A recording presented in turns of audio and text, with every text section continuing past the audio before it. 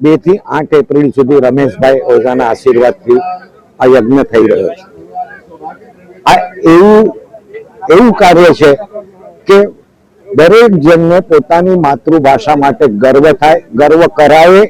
Not only that, આ પહેલી વાર મારા આટલા વર્ષના જીવનમાં આવું પહેલી વાર થઈ રહ્યું છે.